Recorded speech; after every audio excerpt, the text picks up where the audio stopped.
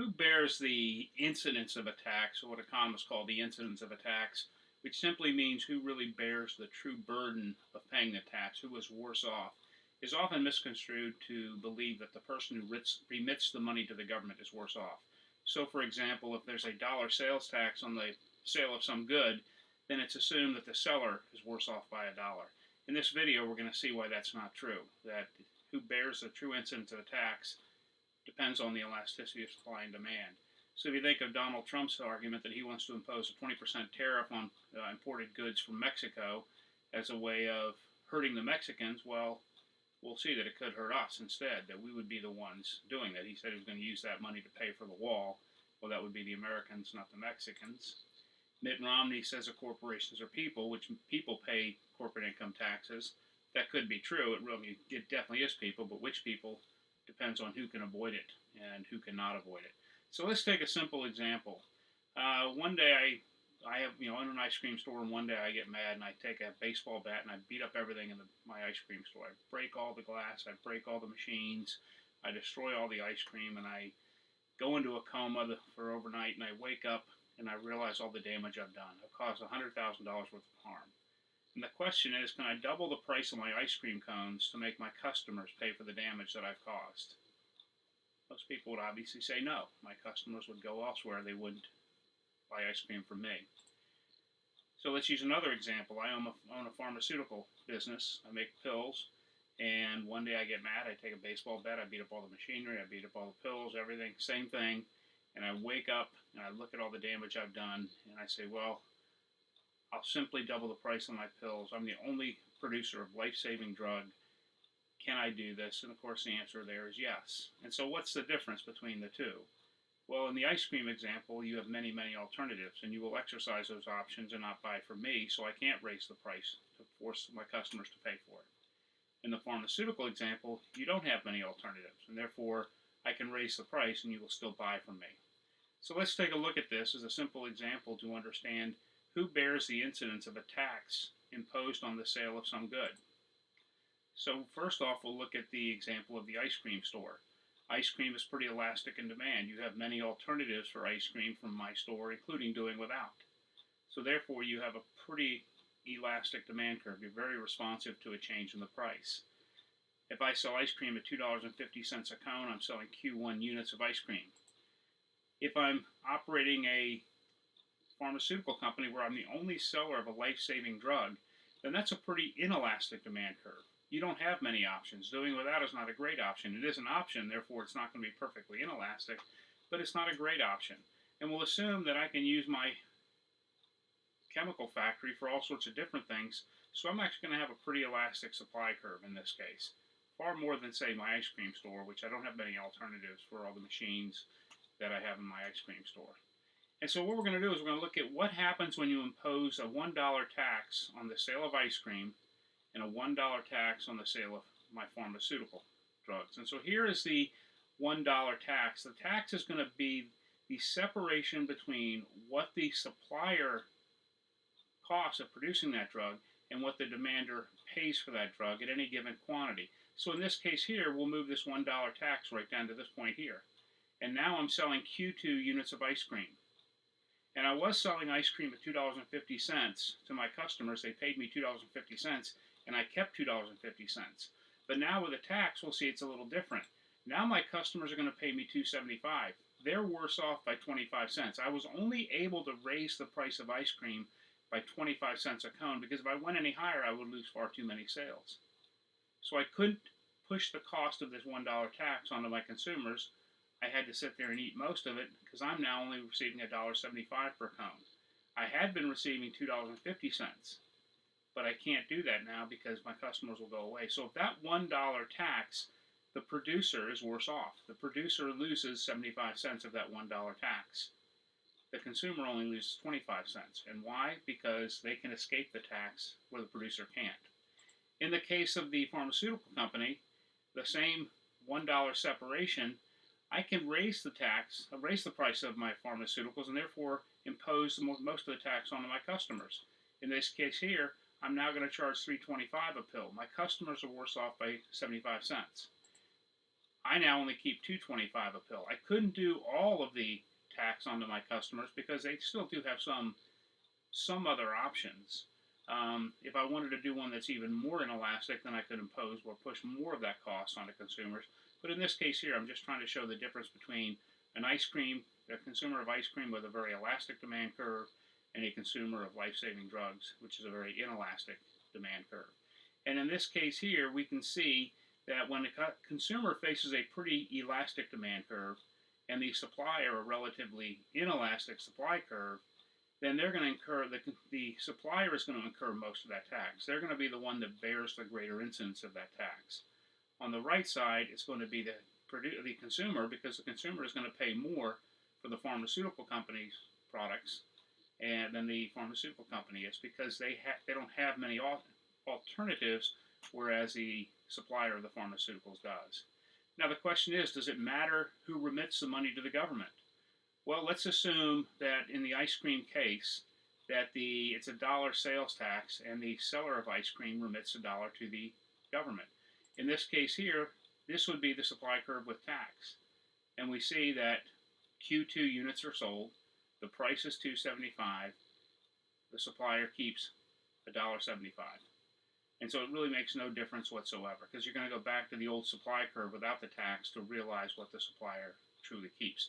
The difference between these two is that $1 tax. Now, what happens if instead you impose the tax on consumers? They actually had to send the money to the government. Well, consumers understand they have to pay an additional fee for the ice cream cone. They reduce their demand for the ice cream, and therefore you end up with the same thing. The consumer pays $2.75, and then they send $1 to the government. So therefore, the supplier only keeps $1.75. So consumers in the total will pay $2.75. Of that, $1 goes to the government. $1.75 goes to the seller of ice cream. So it didn't matter who remits the money to the government. What matters in this case here was who can avoid the tax. And in this case here, the consumer could avoid the tax more so than the supplier. It's kind of like the game of dodgeball. If you think about playing a game of dodgeball, you're going to have a team and I'm going to have a team, and we have to pick our players. Which one of the following players are you going to pick? And the question is why. And most, of course, are going to pick the skinny guy on the left, because a skinny guy can easily dodge the ball, where the bigger guy in the bottom right is going to have a more difficult time. And that's the same incidence with a tax.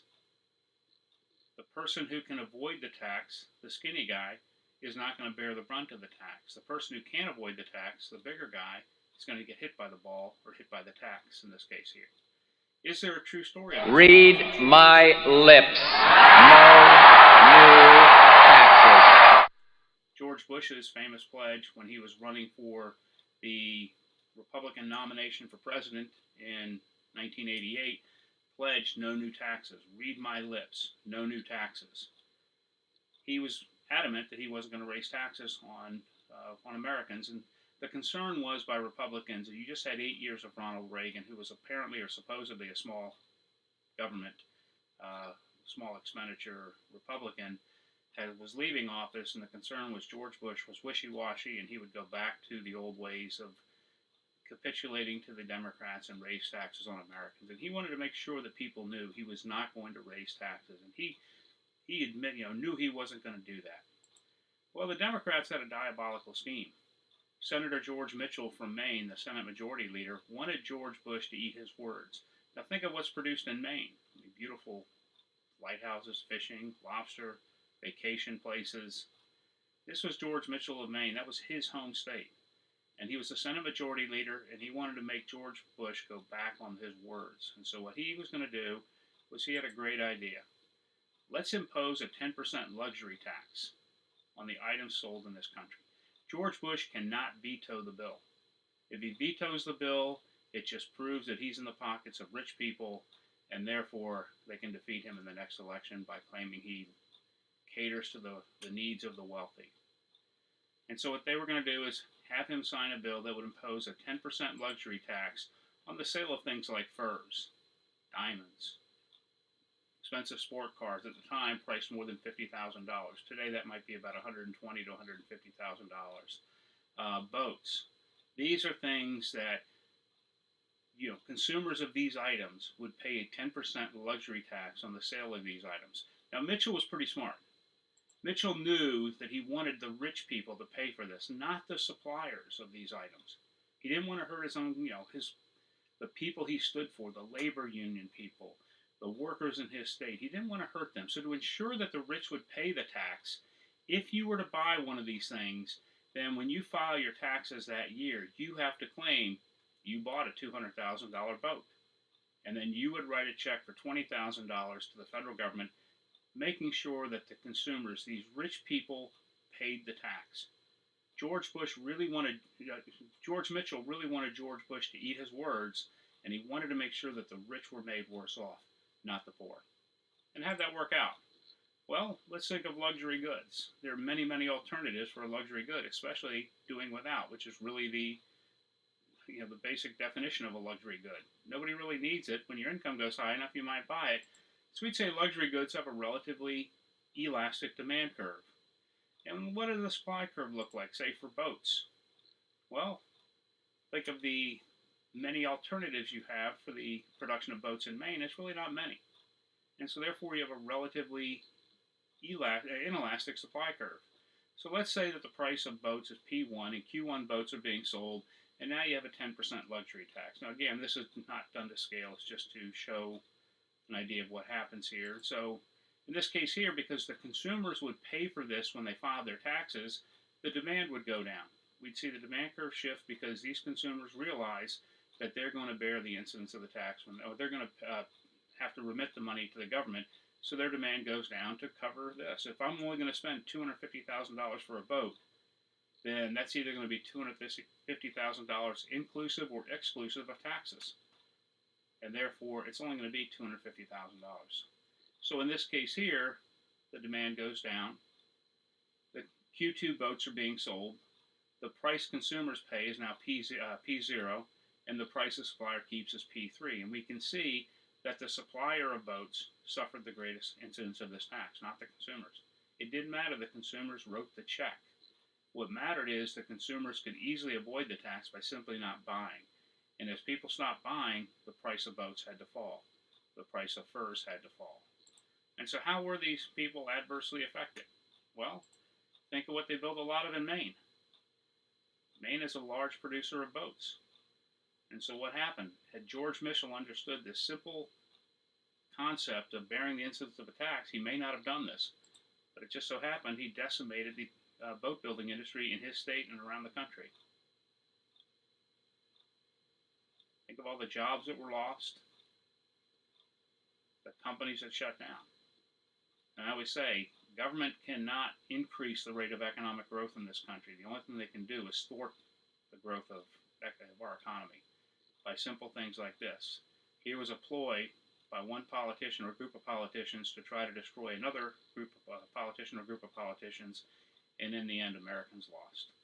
Simply, they didn't understand the incidence of a tax, or they didn't care about it. But in either case, people who built boats were made worse off by this luxury tax. That'll be the end of this talk on the luxury tax and who bears an incidence of a tax.